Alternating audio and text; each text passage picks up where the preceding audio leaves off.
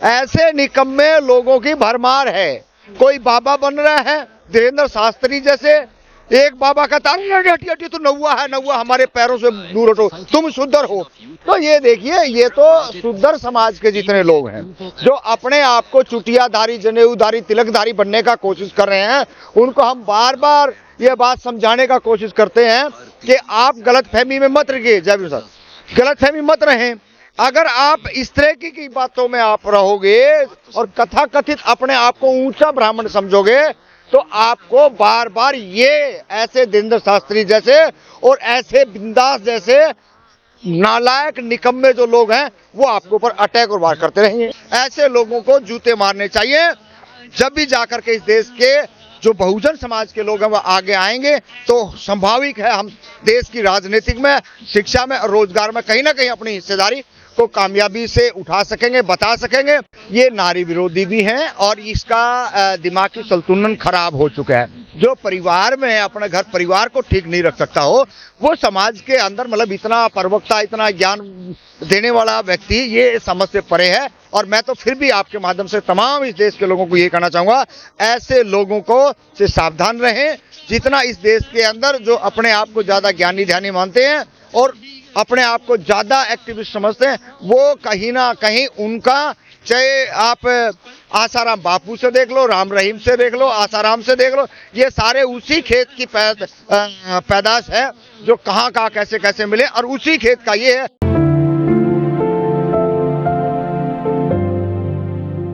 रामपाल जांगड़ा जी एक यूट्यूबर हैं, मोटिवेशनल हैं, विवेक बिंद्रा। वो कह रहे हैं कि शूद्रों को नेता मत बनाओ। आप भी शूद्र समाज से आते हैं, क्या सोचते हैं इस बारे में? देखिए, उसका दिमाग सटिया गया है और वो बिल्कुल ऐसे अनगल बयान दे रहा है जो अपनी पत्नी को जो पीटता हो, जो उसका कान का पर्दा फाड़ दिया हो। तो ऐसे बुद्धिहीन, बुद्धि नाम की उसमें कोई चीज नहीं है। जो पूरे देश में आज लगभग मैं देखा हूँ काफी लोगों ने उसके ऊपर टिप्पणियां की है।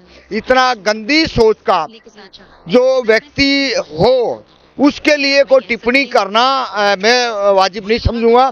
ऐसे नालायकों को ना तो इस देश के लोगों ने समझना सुनना चाहिए और ना ही इस देश के लोगों को ऐसे व्यक्ति पे, जहां भी इसके कोई यूट्यूब पे आप देख रहे हैं इसको कहीं, तो कमेंट करें, इसको ऐसे गंदी से गंदी गालियां दें ताकि आने वाले टाइम के अंदर जो वंचित समाज के लोग हैं, जो शोषित समाज के लोग हैं, अरे पहली बात तो बेशरम आपको यही नहीं पता कि जो शूद्र समाज के लोग हैं वो राजनीतिक में है कितने, और दूसरा कोई संघर्ष करके बाबा साहब के संविधान के माध्यम से अगर कहीं कोई पहुंचता है तो तुम जैसे नालायक लोग जो है उसको कहीं पनपने नहीं देते।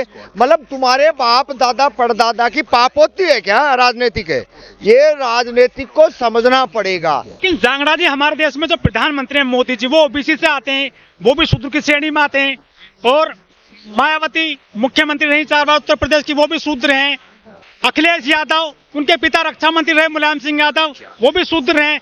दर्जनों ऐसे लोग हैं जो बड़े बड़े पोस्टों पे रहे हैं, अधिकारी रहे हैं, डीएम, एसपी, कलेक्टर, डीएसपी, मंत्री, रक्षा मंत्री, मुख्यमंत्री, राष्ट्रपति खुद आदिवासी हैं।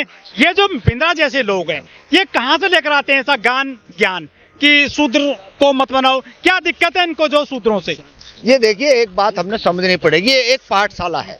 ये पाठशाला में 2012 से कुछ लोगों के एडमिशन हुए थे। 14 से बोलिए, 12 से हुए थे। यही तो गलतफहमी है। एडमिशन 12 में हुए और इन्होंने एमए ग्रेजुएशन कर ली थी 14 में, 2014 में।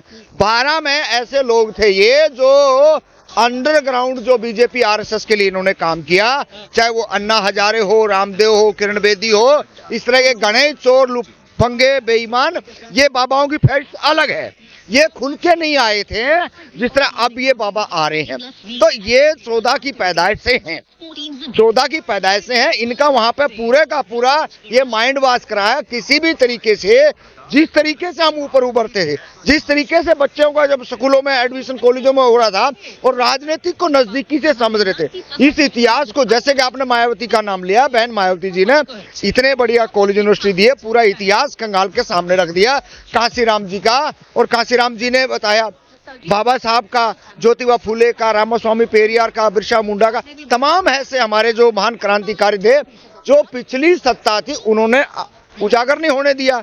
और आज हम ये आप देख सकते हो अम्बेडकर भवन में कितनी स्टॉलें लगी हैं और ये स्टॉलें अभी तक यहाँ स्थापित हैं। उन नालायकों को ये पता लग गया है कि अब ये अपना इतिहास स्वयं पढ़ने भी लगे हैं, लिखने भी लगे हैं, बोलने भी लगे हैं, तो ये इतिहास इस अम्बेडकर भवन से बाहर ना निकले, इसलिए ये इस तरीके के अलग अलग बयान देना। विवेक बिंद्रा के सर लाखों में सब्सक्राइबर हैं, मोटिवेशनल स्पीकर बताया गया सर उनको, उसको लाखों लोग सुनते हैं।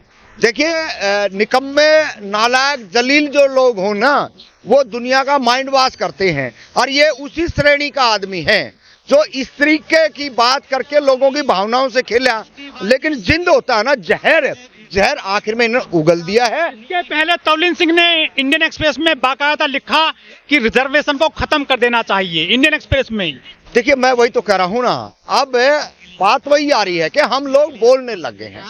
अब चाहे हम दिल्ली यूनिवर्सिटी के प्रोफेसरों पे देख लो हमला हो रहा है, ये हमला इतना ज्यादा हो रहा है कि लोग पीछे मुड़ के ना देखें। अगर इस तरह के वो बयान नहीं देंगे तो जो हमारे समाज के जो थोड़े वो पूंजीपति हैं जो अपने आप को वैश्य बनने का कोशिश कर रहे हैं वो उनसे छूट जाएंगे और वो वही फायदा हमसे लेते हैं जो वैश्य बन गए हैं, जिसके कारोबार ठीक है, चाहे वो चमारों में हो, धानकों में हो, नाइयों में हो, खातियों में हो, जो ठीक ठाक बन गए हैं वो सारे के सारे ऐसे बाबाओं के, ऐसे एक्टिविस्टों के भगत बने हो जाते हैं। लेकिन आज उन एक्टिविस्टों को भी हम पूछना चाहते हैं, उनके फॉलोवर को भी कहना चाहते हैं, ऐसे निकम्मे लोगों से आप जितना सावधान रहेंगे उतना बढ़िया रहेंगे। ये बरगला रहे हैं आपको, मैं फिर कह देता हूँ, ये बरगलाने का सिस्टम है राजनीतिक में। जैसे कि अभी हरियाणा की जींद एक लड़की है, एक राजस्थान का कुमाऊत है, एक उधर का लड़का, एक बढ़ई का लड़का है और 4-5 एक्टिविस्ट हैं, वो पार्लियामेंट में जाते हैं और पार्लियामेंट के अंदर वो तो बच्चे चले गए और ठीक टाइम पर चले गए कि उस पार्लियामेंट को ज्यादा समय नहीं हुआ था पढ़ने को, नई पार्लियामेंट थी और वो नई पार्लियामेंट में अगर मान लो कोई आतंकवादी इतनी आसानी से वहां पे कुछ जहरीला नशीला पदार्थ लेके जा सकता था और पूरे के पूरे पार्लियामेंट के जो लोग मेंबर हैं उनको नुकसान हो जाता।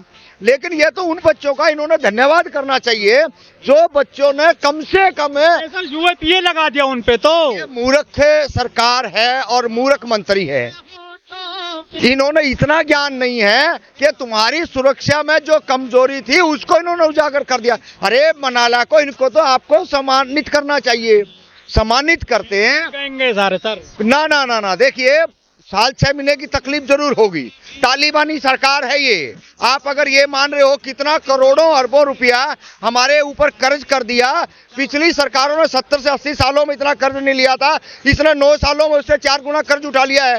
तो ये देश की जनता को बताना हमारी जवाबदेही है। देखिए केंद्र सरकार की रिपोर्ट खारिज इसीलिए करते हैं ये, ताकि लोगों को आगे ज्यादा से ज्यादा लोगों में बात ना पहुंचे। ये आज जितनी भी जो बात है मीडिया के माध्यम से इतना प्रचार है, मैं फिर कहूंगा वहीं पे ही उसी सुप्रीम कोर्ट के अंदर संसद भवन के अंदर कि ये इतना सब कुछ करने के बावजूद भी तमाम धरने होते हैं, तमाम प्रोटेस्ट होते हैं और उसके बाद में हमारी बातें आप जैसे लोगों के माध्यम से वो कुछ दूरी पर जाती है। लेकिन आज वो 4 से 5 लड़के पार्लियामेंट में गए हैं तो पूरे देश के अंदर और पूरा विपक्ष, लेकिन कुछ कमजोर जो लोग हैं वो आज भी उन छात्रों के पक्ष में नहीं खड़े हैं, वो अपने बच्चों के हत्यारे हैं और हत्या करवाने की साजिश वो करता है।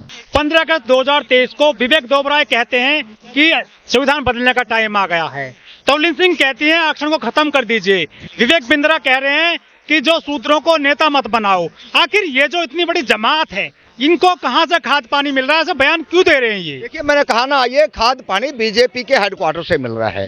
अभी मैं कल भी सुन रहा था मोहन भागवत का भी कोई बयान था कि जातियों के ऊपर, जातिगत जनगणना के ऊपर कोई टिप्पणी ना करे। तो इस तरीके की जो बातें हैं सारा ये आरएसएस के नागपुर की शाखा से निकलता है। लेकिन ये जैसे हम लोग थोड़ा सा ऊपर आने का प्रयास करते हैं, ये कोई ना कोई प्रोपगंडा ला करके तीनों चारों जैसे आपने मामले बताए, इन मामलों में इनका एक ही रांडी रोना रहता है कि किसी न किसी तरीके से ये समाज के लोग, वंचित शोषित लोग जो आज तक हमारे गुलाम रहे हैं, आज तक हमने इनको जाति सूचक शब्दों से नवाजा है, ये कहीं ऊपर ना आ जाए। ये समय समय पे ऐसे प्रयास करते हैं, ऐसा टेस्ट करने का इनका काम है। और अन्यथा जितने भी देश के अंदर धरने, प्रदर्शन, प्रोटेस्ट हो रहे हैं, उनका क्या रिजल्ट मिल रहा है? सरकार अच्छे से अच्छे लोगों को दबाने का प्रयास कर रही है। आज तो जो तकरीबन जो जाट कहा जाता था, उन्होंने भी अपने घुटने टेक दिए हैं। इससे स्पष्ट है कि ये तालिबानी सरकार, केंद्र सरकार के अंदर जो बनी हुई है, ये ना तो छात्रों को बख्श रही, ना नौजवानों को, ना मजदूरों को, ना दलितों को, ना पिछड़ों को, ना इस देश के मुसलमानों को।